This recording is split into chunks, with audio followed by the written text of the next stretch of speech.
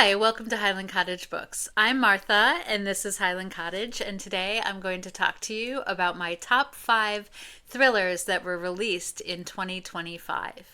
I read 31 books that were released this year, so I'm also going to toss in a few honorable mentions. I made coffee and tea, so grab yourself a mug, have a seat on the couch, and let's talk books.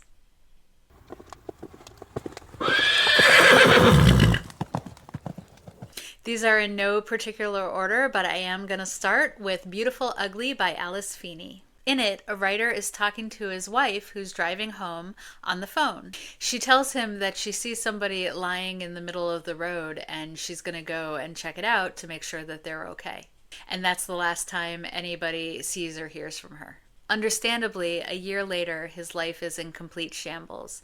He can't sleep, he can't write, he's all but homeless, and he is desperate to find out what happened to his wife. He also owes his publisher a book, and he says, "Oh no, it's almost done," when in reality he hasn't started it. His agent sends him to an idyllic Scottish island to help him get his life on track and finish up the book. But on his way there, he sees a woman who looks just like his wife. And while everyone on the island is friendly, things seem a little off.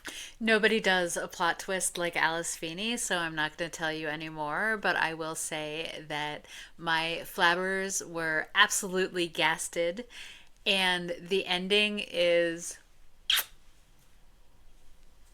In my first honorable mention, the ghostwriter, the titular character has spent her entire life hiding the fact that she is the daughter of a very famous horror writer.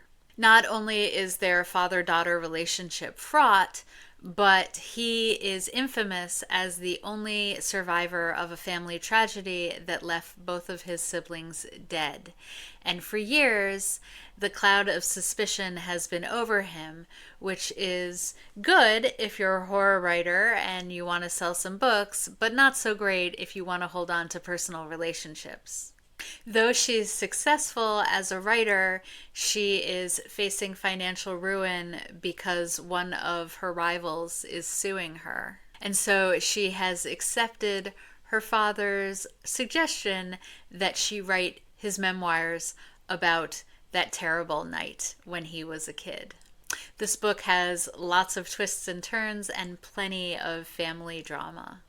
In The Man Made of Smoke, a psychiatrist is haunted by a choice that he made as a little boy. When he was on vacation with his family, they stopped at a rest stop and he saw another kid his age in the bathroom who looked terrified and emaciated. And when a very menacing man came in, he decided to hide rather than getting the kid some help. That decision absolutely saved his life. The menacing man was in fact an infamous serial killer called the Pied Piper. But even so, he's felt guilty and afraid ever since. Years later, when something happens to his father, he returns home to finally face his demons. This book is dark, nasty, redemptive, and worth a read. It also includes a more prosaic villain, a childhood bully who grows up and becomes a cop. It's a great depiction of everyday evil in its small pettiness. In It Should Have Been You, a woman dashes off a snarky text to her sister that's full of some very juicy gossip, only to discover that, oh no, she sent it to the entire neighborhood, including the subject of the gossip.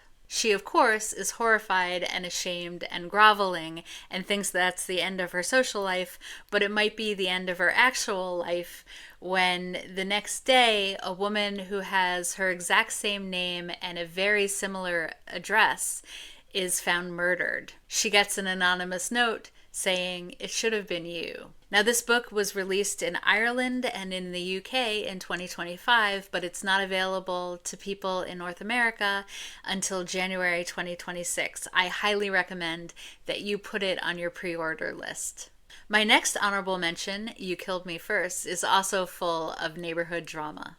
In it, three frenemies vie for supremacy while also desperately trying to hide their own secrets. It starts with one of them tied up in a bonfire on Guy Fawkes night, but we don't know who it is or who put them there or why. This book started me on a John Mars kick, and I am not sad at all about it.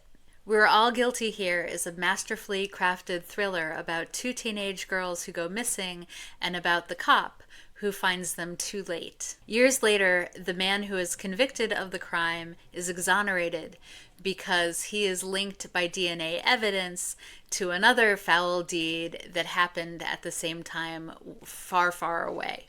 On the day that he's released and he comes home, another girl goes missing, and what follows is a race against time. The original case is re-examined, and what's different about this investigation is that it's being run by women, and they are noticing some things that the original cops missed the first time around. This book is incredibly dark, but it is handled very, very well. I would check trigger warnings before checking it out, but if you can take it, it is absolutely worth your time. In We Live Here Now, a couple moves to an isolated house in the country after a terrible, terrible accident. The wife feels that there's something very, very wrong with the house, but the husband just doesn't see it. And we aren't sure if he's gaslighting her or if she's having hallucinations, which are a symptom from the coma that she was in. This book is a horror thriller, and it has some genuinely scary moments. It also includes a unique point of view from a type of character that I've never read before, and that is a crow who lives in the area and who is seeing what's happening in the house and has his own situation going on. The Crow chapters are short and very well written and add a whole new dimension to the story. And if you've ever read Behind Her Eyes, then you know how twisty and clever Sarah Pinborough can be. So that's it. My top 5 thrillers written in 2025, plus a few honorable mentions. If I missed any good ones, please leave them below in the comments. I'm always looking for some recommendations. And if you haven't done so already, please consider subscribing. It really helps me and the channel. Thank you so much for watching. Bye!